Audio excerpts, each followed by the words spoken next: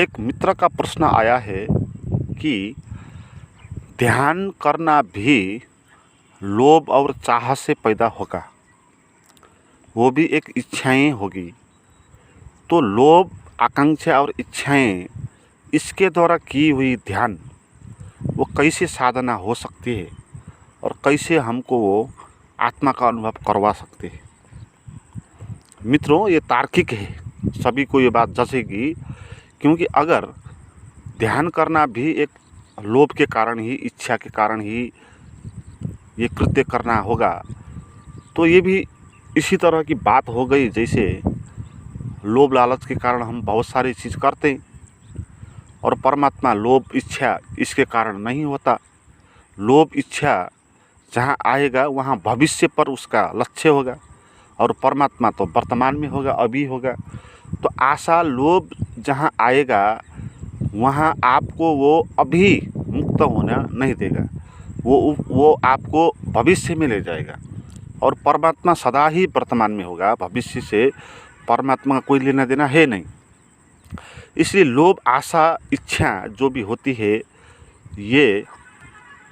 यही बाधा है परमात्मा से मिलने से। तो फिर इसमें बात अब क्या समझनी है? क्या ध्यान करना बंद कर दे क्योंकि ये लोभ से हो रहा है? मित्रों, पहली बात ये समझ ले, ध्यान भी एक लोभ ही है, उसी के कारण ध्यान होते हैं।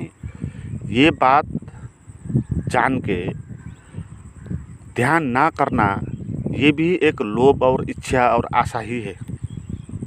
इसको आप समझ लो। अहंकार बहुत चालाक होता है, उसके हजार रास्ते हैं आपको उलझाने के लिए। ये बात तो आपको समझ में आ गई कि ध्यान लोभ के कारण होता है। तो लोभ जहाँ होगा वहाँ परमात्मा तो नहीं होगा। तो इसलिए ध्यान करना ठीक नहीं है, ये बात आपको जच गई। मगर ये बात आपको पता नहीं हुई कि ध्यान करने से ज्ञान नहीं होता। ये बात जान के अब ध्यान नहीं करना ये भी एक लोभ ही होगा। आपने इसीलिए ध्यान नहीं किया कि ध्यान करने से नहीं होगा। तो आपके भीतर इच्छा तो अभी जीवित है ना कि ध्यान नहीं करेंगे तो मिलेगा, ये आपके पास है इच्छा, इसलिए आप ध्यान नहीं कर रहे। अगर मिलता तो आप करते। ये बात तो ऐसी है जैसे चोरी करना गलत है बोलते हैं, मगर चोरी करना अगर ठीक होता तो हम चोरी करते हैं ना। तो इसी तरह की बात है। आपके भीतर से सहज रूप में अगर ध्यान करने का मन नहीं होगा, ध्यान करने के बाद ऐसे ही नहीं होगा। ध्यान जब आप बहुत बार करोगे, कर के थकोगे, तब भी उसका अनुभव नहीं होगा, तो तब ध्यान अपने आप छूटेगा। तो इस तरह छूटेगा तो फिर उसके भीतर लोभ नहीं होगा। आप इसलिए ध्यान नहीं कर रहे हो कि आप परमात्मा को पाना चाहते हो, ध्यान ना करके, है ना। तो इस तरह नहीं, इस तरह कि अब मैं परमात्मा को पाना ही नहीं चाहता, इसलिए मैं ध्यान नहीं करता। तो इस तरह से ध्यान ना करने का स्थिति आया तो तब ये बात ठीक है। मगर अभी ये बात ठीक नहीं है और अभी आपको ध्यान करना ही होगा, क्योंकि आप कुछ ना करके बैठ नहीं सकते। आपके भीतर की इच्छा, लोभ, पाने की वृत्ति है, वो अभी जीवित है। तो इसलिए कितने लोग ध्यान नहीं करते हैं।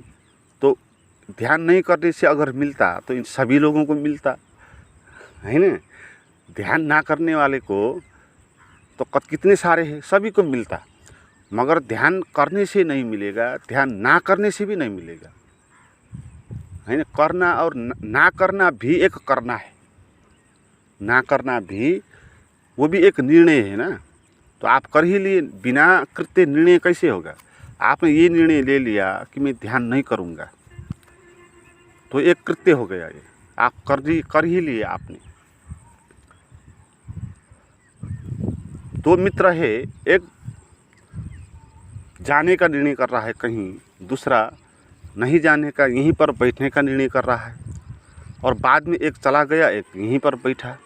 लगता है जो चला गया उसने कृत्य किया, वो यहाँ से वहाँ तक गया, उसने निर्णय लिया, मगर जो बैठा है उसने भी कृत्य किया, ये बात देखनी है। उसने भी ना जाने का निर्णय किया, उसने उससे बड़ा कृत्य किया, उसने तो जाने का निर्णय किया, उसने तो ना जाने के लिए उसने और भी सारी मेहनत की होगी उस निर्णय पर पहुंचने के लिए, ज़्यादा सोचा होगा। जिसने ज़्यादा नहीं सोचा होगा वो तो चलने लगेगा, है ना। तो फिर वो बैठेगा, और बैठना भी एक कृत्य है। बिना कृत्य हम रह नहीं सकते, कुछ भी नहीं करेंगे तो भी हम करते ही रहेंगे।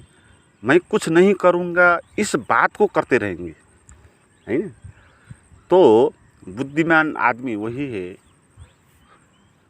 जो श्रेष्ठ पुरुष कहते हैं, संत पुरुष जो संदेश देते हैं उसका पालना करो, क्योंकि आप कुछ ना करके रह नहीं सकोगे, और ध्यान नहीं करोगे तो आप फिर बहुत सारी गलत चीज़ कर बैठोगे।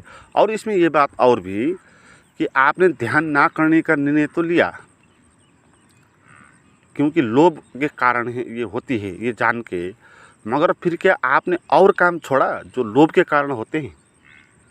आपने और बात तो नहीं छोड़ा, और बात तो आप लोभ के कारण ही करोगे, मगर एक ध्यान की बात जब करोगे तो आप उसको ही छोड़ोगे। तो आप ध्यान करना नहीं चाहते, आप कुछ अपना भीतर समझदारी बढ़ाना नहीं चाहते, आप परमात्मा से मिलना, सत्य को जानना चाहते नहीं, इसका अर्थ ये है। तो ध्यान का कृत्य आपको अचाह में ले जाएगा, और कृत्य आपको कोई भी अचाह में नहीं ले जाएंगे।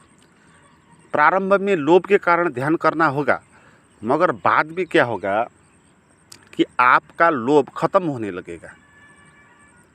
लोभ खत्म करने के लिए भी प्रारंभ में लोभ से ही जाना होगा, क्योंकि बिना लोभ तो आप जा नहीं सकते।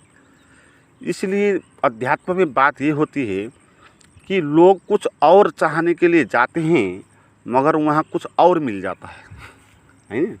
जो हम चाहते हैं वो ध्यान से नहीं मिलता है, जो होता है, जो सत्य है वो हमको मिलता है, मगर वो सत्य, वो ज्ञान को हमने चाहा कभी था नहीं। हमने तो कुछ और ही चीज़ चाहा था।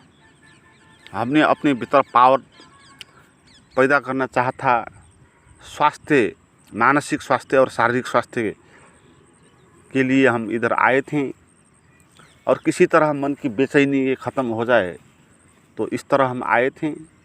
तो कुछ चमत्कार हो जाए जीवन में, कुछ आशीर्वाद मिल जाए, तो इस हिसाब से हम आए थे। मगर जब हम इस रास्ते पे आगे बढ़ेंगे, धीरे धीरे ये हमारा जो चाहा है सब खत्म होता जाएगा, क्योंकि सत्य से इसका कोई संबंध है नहीं। आपने क्या चाहा था वो बात, और क्या सत्य है वो अलग बात है ना। तो बहुत चौंकाने वाली बात होगी इसमें, और अनूठा ये भी होगा, आप खुद ही अपने पर हंसोगे, इतना बड़ा मिलता ध्यान के बाद, मगर मैंने कैसी कैसी बात चाही थी धर्म के नाम से। अगर मैंने वो चीज़ चाही थी, वो चीज़ पूरा हो जाती, तो मैं ये ज्ञान का अनुभव कर नहीं पाता। तो आप धन्यवाद से भर जाओगे। तो मित्रों, ध्यान एक ही ऐसा कृत्य है जो आपके भीतर चाह या लोभ उसको ख़त्म कर देगा। तो और कृत्य से सबसे ज़्यादा श्रेष्ठ कृत्य ध्यान ही हो सकता है, और चालाकी इस पे नहीं चलेगी।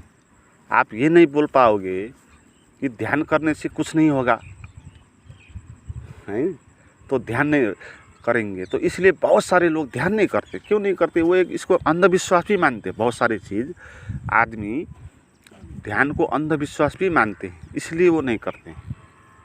और बहुत सारे लोग ऐसे हैं जो इससे क्या होगा ध्यान से ये सोचते हैं और काम करते हैं। जैसे वो प्रवचन ज़्यादा सुनते हैं, ध्यान कम करते हैं।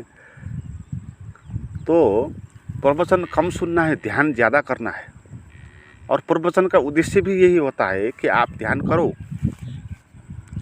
है ना। ध्यान करना कभी छुटाना नहीं है, छुटाओगे तो फिर और ज़्यादा लोभ में आप पड़ जाओगे और बहुत सारी चीज़ों पर आप पड़ जाओगे।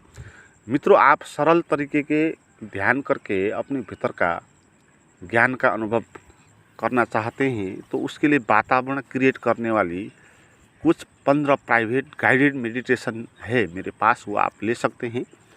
उसके लिए आप चैट करें व्हाट्सएप पर, उसका नंबर और लिंक डिस्क्रिप्शन में दिया हुआ है।